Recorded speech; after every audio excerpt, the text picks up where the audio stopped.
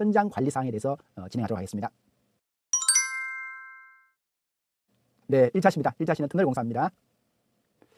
네, 터널 공사는 터널이란 무엇인가? 터널은 한마디로 원집안 하부를 굴착해서 지중해 공간을 형성하는 구조물을 만드는 공사가 터널 공사입니다. 그죠? 예, 터널. 우리가 한마디로 땅굴이죠. 그죠? 예, 터널.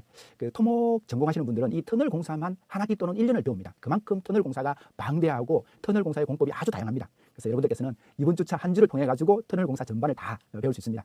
그렇게 해드리겠습니다. 아래 사진은 터널 공사 시의 대표적인 공법 두 가지입니다. 왼쪽 사진은 TBM 장비를 이용해 가지고 터널을 굴진하는 모습인데요. 여기는 이제 추진구 부분입니다. 추진구 앞쪽에 보이는 이 부분이 TBM 장비입니다. TBM이라 해가지고 터널 보링 머신, 터널을 보링한다, 뚫는다, 그죠? 예, 터널을 뚫는 머신 기계다, 이거죠. 이 기계가 앞쪽으로 굴진하면서 땅속을 굴진하는 거죠. 그래서 이런 TBM 공법은 보시는 바와 같이 개착식 구간을 통해 가지고 추진을 한다 해가 추진구라 그래요. 추진하는 위치에서 뚫도록 한다, 그죠? 그러면 도달하는 부분은 도달구가 되겠죠, 그죠? 예, 그렇게 이루어지는 게 TBM 공법인데 지금 보시는 부분은 앞쪽에 커트 헤드라 해가지고 땅을 갉아먹는 커트 헤드 기계는 지금 땅속으로 들어가 있어가지고 안 보이고 그 뒤쪽에 커트 헤드를 돌리는 머신이 보이는 거예요. 이 머신은 통상 실드로 이렇게 감아져 있어가지고 흙이라든가 토사가 들어가지 않도록, 기계에 들어가지 않도록 감아져 있습니다. 그죠? 예, 그리고 뒤쪽에는 기차처럼 생기는 이 부분이 뭐냐면 뒤쪽으로 따라가는 플랜트 설비입니다. 각종 오일이라든가 이런 부분도 공급을 하지만 앞쪽에서 굴착했는 토사, 슬라임 굴착했던 토사를 뒤쪽으로 배토 처리해 나가는 거죠. 그죠? 예, 싣고 나가는 이런 플랜트 장비들이 TBM 장비는 붙어 있어요. 오른쪽 사진에는 이게 이제 나툼 터널이에요. 나툼은 뉴 오스트레일리아 터널링 메소드라 해가지고 터널을 오스트리아에서 이렇게 굴착하는 방법을 공법을 터득했던 부분인데 이 약자를 타가지고 NATM 나툼 공법이라고 해요. 발파의 의양 공법, 폭약을 이용해가지고 터뜨려서 땅굴을 형성하는 공법, 이게 만드는 공법이다 보니까 이제 여러분들이 보시는 이러한 공법이 되는 거예요. 대표적인 공법, TBM 공법과 나툼 공법을 설명드렸는데 뒤쪽에서 구체적으로 다시 한번 설명을 드릴 테니까 쭉 따라와 주시면 될 것 같습니다. 다음은 터널의 분류입니다. 터널의 분류는 첫 번째로 위치에 따라서 분류를 하는데요. 어느 위치에 있느냐에 따라 가지고 분류가 됩니다. 산악 지역에 있으면 산악 터널이 되고, 도시, 우리 서울 한복판이라든가 부산이라든가 이런 도시 한복판에 있는 땅 속에 있는 땅굴 터널은 도시 터널이 되는 거예요. 도시 터널 같은 경우는 대표적으로 보면 지하철이라든가 이런 부분들이 도시 터널이 되겠죠, 그죠? 예.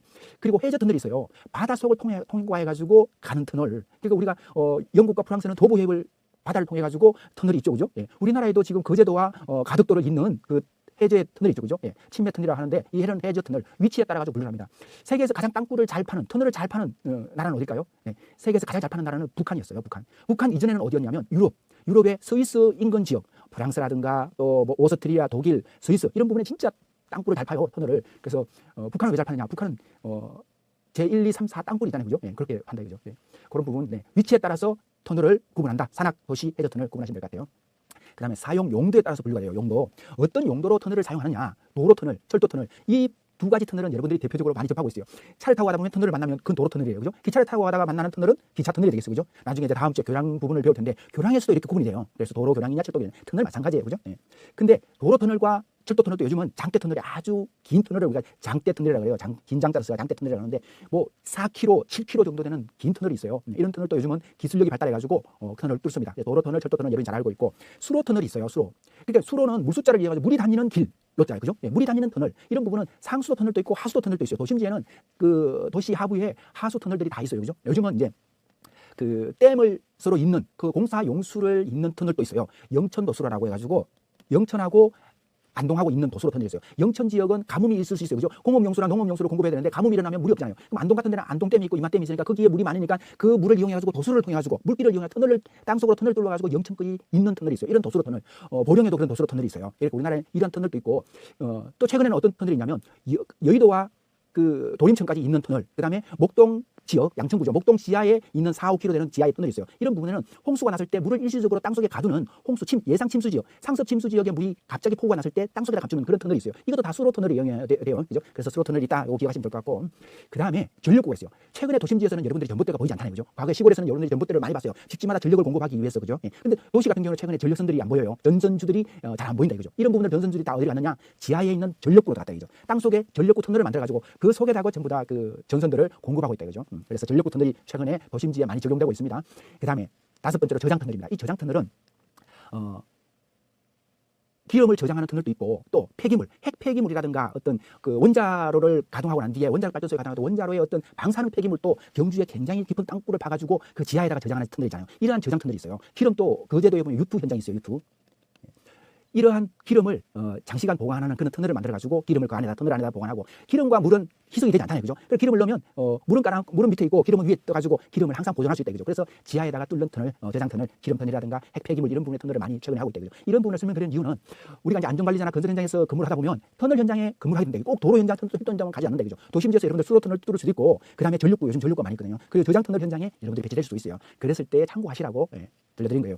그 다음에 시공 방법에 해가지고 첫 번째는 위치, 두 번째는 용도에 따라가지고 분류를 해드렸어요. 세 번째는 시공 방법. 그럼 이러한 터널들을 어떻게 뚫느냐의 시공 방법에 따라가지고 분류가 됩니다. 그죠? 시공 방법은 크게 앞에서 말씀드렸지만 발파에 의한 구착 방법, 이건 나툼이에요.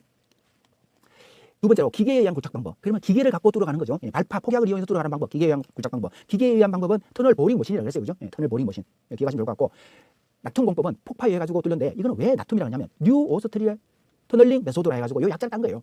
오스트리아, 그 오스트레일리아가 아니고 유럽에 있는 오스트리아는 이 땅굴, 터널을 뚫는 기술이 굉장히 많이 발달했어요. 그 터널 기존에 있는 땅굴을 뚫는 공법에서 뉴 오스트리아 공법으로 새로운 발파, 새로운 산악 터널을 뚫는데 그 유리한 터널 공법을 개발하는 걸 우리나라에 가져가지고, 우리나라가 산악이 많지 않습니까? 그죠? 터널이라든가 도로라든가 철도를 내다 보니까 산악 지역을 많이 가다 보니까 강원도, 그러다 보니까 이 나툼 터널을 갖고 와서 적용을 하는 거예요. 굉장히 기가 잘 맞더라고요. 그죠? 안반을 뚫어가는데 아주 적용력이 좋다, 그죠? 그래서 나툼 공법을 적용하고 있습니다. 다음은 터널 공사의 시공 방법에 의한 분류를 간단하게 설명을 드릴게요. 먼저 나툼 공법이에요. 나툼 공법은 앞에서 말한 폭약을 이용해가지고 터널을 구착하는데, 지금 왼쪽 사진을 보면 설명드릴게요. 이게 이제 막장면이에요. 막장면은 뭐냐면 터널을 계속 뚫어가는데 마지막으로 도달하는 면을 막장면이에요. 그 도달하는 뚫어갈 때마다 이 면이 계속 막장면은 바뀌겠죠, 그죠? 10m 나가면 또 막장면이 또 바뀌겠죠, 그죠? 그래서 이 막장면에 지금 구멍들이 보이시나요? 구멍들은 여기 이제 지금 보이시는 이 장비가 전보 터널이에요. 전보 드릴을 이용해가지고 구멍을 뚫어가는 거예요. 그래서 이 천공기로 구멍을 뚫고 거기에다가 다이나마이트 폭약을 넣어가지고 빵 터뜨리면 이 부분이 발파되면서 무너지고 그 부분을 뚫어가는 거예요. 계속 발파를 해가지고. 그래서 이렇게 장약을 할 때 뚫어갈 수 있는 장비가 전보 드릴이에요. 전보 드릴은 전기를 공급해가지고 전기를 이용해가지고 이 앞에 있는 차광기로 도르륵 하면서 구멍을 뚫는 거예요. 물론 장약 구멍 천공하는 부분에도 이 전보 드릴이 이용되지만, 지금 면이 이제 쇼크리트 면이에요. 하얗게 보이는 부분이 있죠. 이 부분이 쇼크리트 친 거예요. 쇼크리트. 현장에서 쇼트 그러는데 이건 약자고, 여러분들 정확히 아셔야 되는 게 이제 쇼크리트예요. 이 쇼크리트를 쳐가지고 이 지볼이 역할하는 거예요. 왜냐하면 발파를 하다 보면 안반이 삐쭉삐쭉 해가지고 이렇게 발파하다 보면 낙반이 해가지고 툭 떨어지죠, 그죠? 이게 돌이 위에 있는 돌이 툭 떨어지잖아요. 이걸 낙반 낙석이라고 그러는데, 이런 부분을 방지하기 위해서 쇼크리트를 빨리 뿌리는 거예요. 지금 쇼크리트 여기 하얀 부분은 쇼크리트를 마른 거예요. 쇼크리트가 경화된다 그러죠. 마른다, 하얗게 된 거는 경화된 거예요. 젖어 있는 부분은 아직 마르지 않은 상태예요. 그 경화가 일어나지 않는 부분이죠, 그죠? 이런 부분은 굉장히 위험해요, 그죠? 그래서 이렇게 지금 이제 막장면에 천공을 해가지고 천공 구멍에다가 폭약을 넣어서 다이나마이트 터뜨리는 부분이 이제 나쁜 공법인데, 지금 이 부분이 이제 이렇게 이제 전리가 있고 물이 이렇게 나올 수 있잖아요. 이런 부분을 이렇게 단단한 안반, 연약한 안반, 그리고 물길 용출수라 그래요. 배웠죠, 그죠? 물 용출수, 그다음에 전리, 이렇게 표시하는 걸 우리가 이제 페이스 매핑이라고 그래요. 페이스는 뭐예요? 얼굴이죠, 그죠? 얼굴에다가 그림을 그리는 걸 페이스 매핑이라고 하잖아요. 막장면에다가 전리라든가 이런 선들을 표시해요. 스프레이로, 빨간 스프레이로 막 표시를 해요. 나중에 터널 현장 가면 막장면에 그런 부분을 볼 수 있는데, 이게 이제 페이스 매핑이라고 해요. 페이스 매핑을 해야 돼요. 감리가 와서 페이스 매핑 있는 상태를 검측을 하게 된다, 그죠? 검측한 이후에 이제 터널을 뚫고 그 다음에 장약을 합니다, 그죠? 장약 검사도 하는 거죠. 지금 이 사진을 보여드린 이유는, 지금 요 근로자 보이죠, 그죠? 지금 전보 드릴로 천공을 할 때는 요 근로자는 여기 들어가면 안 됩니다, 그죠? 그래서 지금 이런 부분, 제가 이제 터널 현장 같은데 GTX라든가 지금 서울시 지하에는 GTX A, B, C 공구, D 공구가 지금 이제 공사를 진행하려고 하고 있죠, 그죠? A 공구를 다 뚫었고, 이런 부분에 제가 안전점검을 가는데, 안전점검, 품질점검을 하는데, 이런 부분에 이제 가서 찍었던 사진입니다. 통상 여기에다가 접근금지 시설, 우리가 이제 라바콘으로 임시 라바콘이라든가 A형 현수를, 접근금지 현수를 치고 근로자는 접근을 하면 안 된다, 그죠? 왜냐하면 굉장히 위험하대요. 어떻게 위험하냐면 1차적으로 터뜨렸던 이 막장면에 낙반 낙석이 막장면에서 일어날 수도 있고, 그 다음에 쇼크리트가 다 경화되기 전에 위에 상부에 있던 돌들이 낙석이 되면서 근로자가 협착이 될 수 있어요. 돌에 맞아가지고 낙하 비례해가지고 재해가 일어날 수 있다, 그죠? 이런 부분. 그리고 막장면 같은 경우에는 조명을 양쪽에다가 환하게 밝혀줘야 돼요. 물론 여기는 이제 그 할로겐 램프를 이용해가지고 앞쪽에서 비추니까 이제 환한데, 막장면을 도달할수록 양쪽에다가 하는 부분이 필요해요. 그리고 지금 터널 부분이 단면이 좀 박죠, 그죠? 여기까지가 단면, 터널 원형 단면에 가장 긴 부분을 우리가 이제 스프링 라인 SL이라고 표현해요. 그 부분을 절반만 이렇게 구착을 지금 한 거예요. 이 상반 구착을 한 거예요.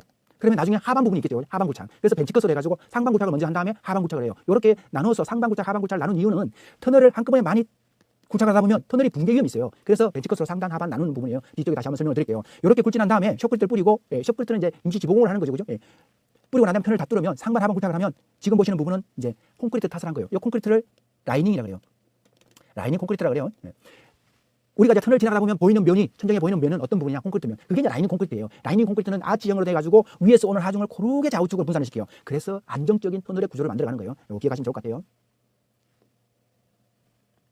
다음은 TBM 공법이에요. TBM은 터널 보링 모신 기계를 이용해가지고 터널을 뚫어가는 거예요.